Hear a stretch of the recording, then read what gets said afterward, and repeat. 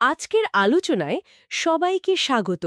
আমাদের হাতে কিছু ধর্মতাত্ত্বিক নথি আছে, আর এগুলো যিশু এবং ঐশ্বরিক আইন নিয়ে একটা বেশ জটিল রহস্যের কথা বলছে।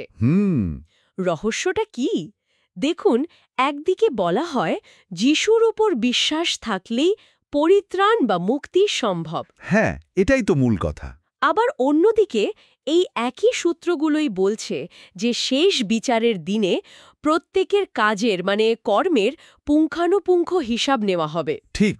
এই দুটো কথা তো শুনতে একদম উল্টো মনে হয়, তাই না? একদিকে মুক্তির সহজ পথ, আবার অন্যদিকে কর্ম অনুযায়ী কঠিন বিচার। হ্যাঁ, এটা একটা আপাত অন্তর্বিরোধাস, একটা প্যারাডক্সের মতো শোনায়। একদম।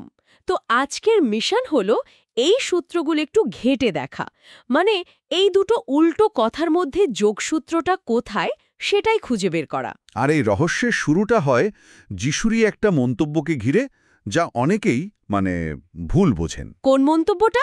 সাধারণ ধারণা তো এটাই যে পুরনো দিনের কঠোর নিয়মকানুন, ওই আইনকানুন, এগুলো একটা বিরাট বোঝা ছিল, আর যিশু এসে মানুষকে সেই বোঝা থেকে মুক্তি দিয়েছেন, আইনগুলো বাতিল করে দিয়েছেন। ঠিক তাই, অনেকেই তো এটাই ভাবেন। কিন্তু মজার ব্যাপার হলো আমাদের সূত্রগুলো বলছে যিশু নিজে এর ঠিক উল্টো কথা বলেছেন। ম্যাথিউর গ্রন্থে তিনি বলছেন, ভেবো না যে আমি আইন বা নবীদের বাণী বাতিল করতে এসেছি। আমি বাতিল করতে আসিনি, বরং তা পূর্ণ করতে এসেছি। এখানেই তো আসল কথাটা। এখানেই তো ধাঁধাটা আরও বড় হয়ে যায়। আইন বাতিল না করে পূর্ণ করার মানেটা কি? চমৎকার প্রশ্ন। আর এই পূর্ণ শব্দটার মধ্যেই পুরো রহস্যের সমাধানের প্রথম সূত্রটা লুকিয়ে আছে। তাই কিভাবে? সূত্রগুলো অনুযায়ী পুরনো আইনগুলো ছিল, ধরুন, একটা ছায়ার মতো। ভাবুন তো, একজন লোক একটা কোণার আড়াল থেকে এগিয়ে আসছে। আচ্ছা। প্রথমে আপনি তার ছায়াটা দেখতে পান। ছায়াটা দেখে আপনি তার আকৃতি, তার গতিবিধি সম্পর্কে একটা ধারণা পান, কিন্তু মানুষটাকে তো পুরোপুরি চিনতে পারেন না। ঠিক। আইনগুলো ছিল ঠিক সেই রকম একটা ছায়া। ছায়ার মতো, আসল জিনিসটা নয়, শুধু তার একটা আভাস। একদম। আর আমাদের সূত্রগুলো বলছে সেই আসল সত্তা হলেন স্বয়ং যিশু। ওহ, আচ্ছা। আইনগুলো ছিল বলতে গেলে যিশুর চরিত্রের একটা রূপরেখা। যেমন আইন বলছে চুরি করো না, কারণ তা অন্যের জিনিসের প্রতি লোভ দেখায়। যিশুর জীবনে আমরা দেখি সেই নির্লোভ চরিত্রের চূড়ান্ত প্রকাশ। বুঝতে পারছি। আইন বলছে প্রতিবেশীকে ভালোবাসো, আর যিশুর জীবন ছিল সেই ভালোবাসারই জীবন্ত উদাহরণ। তাই তিনি যখন বলছেন আইন পূর্ণ করতে এসেছেন, তার মানে হল যে আদর্শগুলোর দিকে আইন শুধু আঙুল দিয়ে দেখাচ্ছিল, তিনি সেই আদর্শগুলোকে নিজের জীবনে বাস্তব রূপ দিয়েছেন। বাহ! যা আগে ছিল শুধু পাথরের ফলকে লেখা নিয়ম, এখন তা একজন মানুষের চরিত্রে মূর্ত হয়ে উঠেছে। বাহ, দারুণ ব্যাখ্যা। ছায়াটা সরে গিয়ে আসল মানুষটা সামনে এসে দাঁড়ানোর মতো। ঠিক তাই। তাহলে যদি আইন যিশুরই প্রতিচ্ছবি হয়, আর তিনি এসে সেই আইনকে নিজের জীবনে দেখিয়ে দেন, তাহলে তো সেই আইনের সঙ্গে মানুষের সম্পর্কটাও বদলে যাওয়ার কথা। এই সূত্রগুলোতে কি সেই নতুন সম্পর্ক বা কোনো নতুন চুক্তি নিয়ে কিছু বলা আছে? ঠিক এই পয়েন্টেই আলোচনাটা আরও গভীর হয়ে যায়। হ্যাঁ, নথিগুলোতে একটা নতুন চুক্তি বা নিউ কভেনান্টের কথা বারবার এসেছে। নতুন চুক্তি? হ্যাঁ, পুরনো দিনের চুক্তিতে যেমনটা আমরা ধর্মগ্রন্থে দেখি, পশু উৎসর্গ করে বা রক্তের মাধ্যমে সেই চুক্তিকে পাকাপোক্ত করা হতো, ওটা ছিল একটা প্রতীক। কিন্তু যিশুর ক্ষেত্রে সূত্রগুলো বলছে তিনি নিজের রক্ত দিয়ে এক নতুন আরও গভীর চুক্তি স্থাপন করেছেন। আচ্ছা, এই নতুন চুক্তির কথা শুনে তো মনে হচ্ছে এটা একটা দ্বিপাক্ষিক ব্যাপার। একদিকে যিশু কিছু প্রতিজ্ঞা করছেন, তাহলে বিশ্বাসীদেরও নিশ্চয়ই কিছু করতে হয়। বিষয়টা কি? ঠিক ধরেছেন, এটা একটা দ্বিপাক্ষিক অঙ্গীকার। শর্তগুলো খুব পরিষ্কার। প্রথমত, যারা এই চুক্তিতে প্রবেশ করে তারা ঈশ্বরের ভালোবাসার আইন মানে, ঈশ্বর ও প্রতিবেশীকে ভালোবাসা মেনে চলার জন্য নিজেদের জীবন উৎসর্গ করার প্রতিজ্ঞা করে। আর বিনিময়ে? আর দ্বিতীয়ত, এর বিনিময়ে যিশু প্রতিজ্ঞা করেন যে তিনি নিজের রক্তের মাধ্যমে তাদের সমস্ত পাপ ও ব্যর্থতার মূল্য পরিশোধ করে দেবেন। এই চুক্তিটাই হল পরিত্রাণের ভিত্তি। যিশুর ওপর বিশ্বাস বলতে আসলে এই চুক্তিবদ্ধ সম্পর্কটাকেই বোঝানো হয়েছে। এটা শুধু মনে মনে মেনে নেওয়া নয়, বরং জীবন দিয়ে সেই চুক্তি পালন করার একটা অঙ্গীকার। বোঝা গেল। তাহলে এই চুক্তি অনুযায়ী যিশু পাপের মূল্য পরিশোধ করছেন আর মানুষ ভালোবাসার জীবনযাপন করার চেষ্টা করছে। কিন্তু এখানেই তো আমি আবার সেই পুরনো প্রশ্নে ফিরে আসছি। বলুন। যদি যিশুর রক্তই পরিত্রাণের ভিত্তি হয়, তাহলে শেষ বিচারের দিনে আবার কাজের হিসাব কেন? সেই মূল প্রশ্নটা প্রকাশিত বাক্য এবং রোমিওদের কাছে লেখা পত্রে তো খুব স্পষ্টভাবে বলা আছে যে প্রত্যেকের কর্ম অনুসারেই তার বিচার হবে। এটা কি তাহলে এক ধরনের ফাঁদ নয়? ফাঁদ? হ্যাঁ, যদি বিশ্বাস করলেই পরিত্রাণ হয় কিন্তু বিচার হবে কাজের ভিত্তিতে, তাহলে মানুষ তো সারাক্ষণ ভয়ে ভয়ে থাকবে যে তাদের কাজ যথেষ্ট ভালো হচ্ছে কিনা। আমি বুঝতে পারছি কেন এটা একটা ফাঁদের মতো মনে হতে পারে। বহু বছর ধরে আমিও এই বিষয়টা নিয়ে দ্বিধায় ছিলাম। মনে হতো বিশ্বাস আর কর্মের বিষয়টা একে অপরের বিরোধী। ঠিক।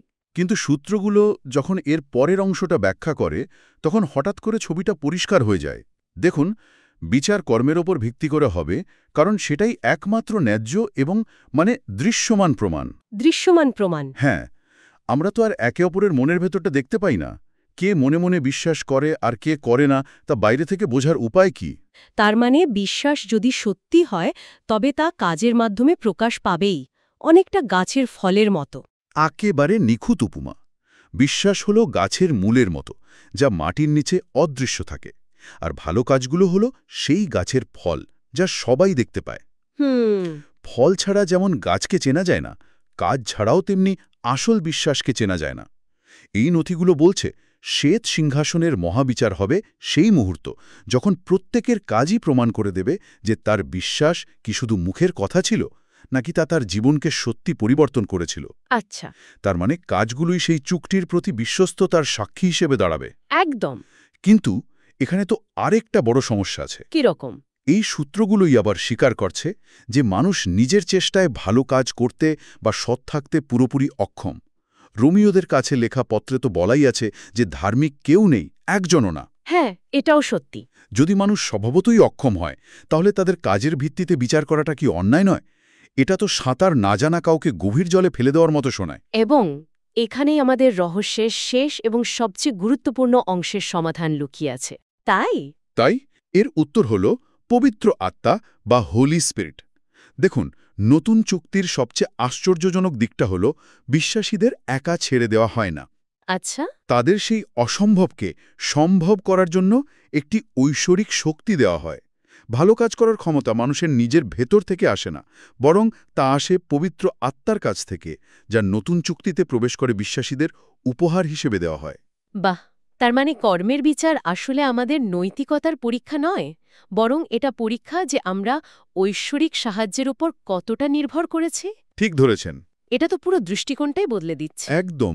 কর্মের বিচার আসলে এই বিষয়ের বিচার যে একজন ব্যক্তি তার জীবনে নিজের অহংকার আর ইচ্ছার উপর চলেছিল নাকি পবিত্র আত্মার পরিচালনায় চলেছিল।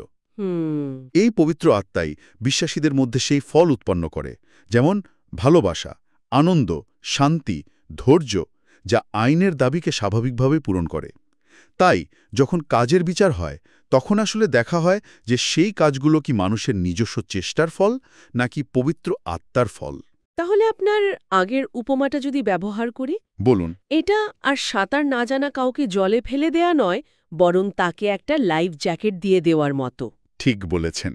আর এর মাধ্যমে তো আরও একটা বড় অভিযোগের জবাব দেওয়া হচ্ছে, তাই না? শয়তানের অভিযোগের কথা বলছেন? হ্যাঁ, শয়তানের সেই পুরনো অভিযোগটাও এর মাধ্যমে খণ্ডন করা হয়।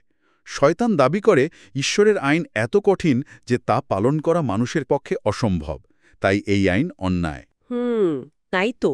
কিন্তু যিশু নিজে একজন মানুষ হিসাবে সেই আইন অক্ষরে অক্ষরে পালন করে প্রমাণ করেছেন যে আইনটা ন্যায্য এবং পালনযোগ্য।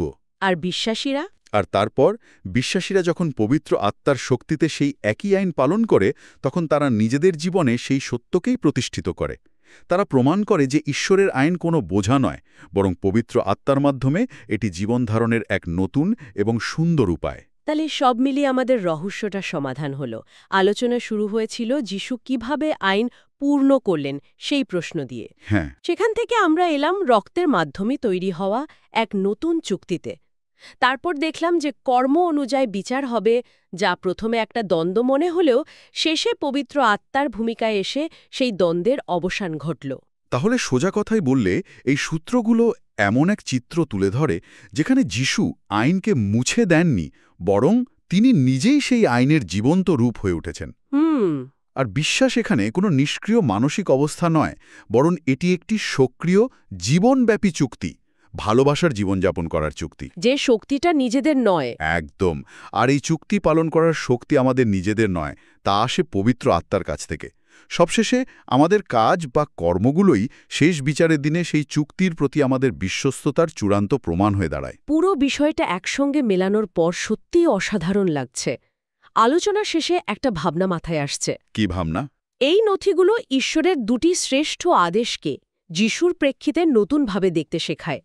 প্রথমটা হলো, তোমার সমস্ত হৃদয় দিয়ে ঈশ্বরকে ভালোবাসো। হ্যাঁ। সূত্রগুলো অনুযায়ী এর অর্থ দাঁড়ায় সৃষ্টিকর্তা যিশুকে ভালোবাসা।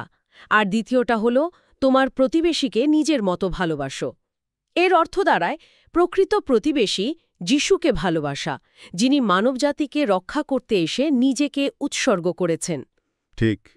এখন ভাবার বিষয় হল, যদি আমাদের ভালোবাসার কেন্দ্রবিন্দু এবং উপাসনার যোগ্য সত্তা উভয়ই যিশু হন, আর আমাদের ভালোবাসার আদর্শ প্রতিবেশীও যিশুই হন, তাহলে আমাদের দৈনন্দিন জীবনের নৈতিকতা এবং সম্পর্কের পুরো ধারণাটি কিভাবে বদলে যেতে পারে।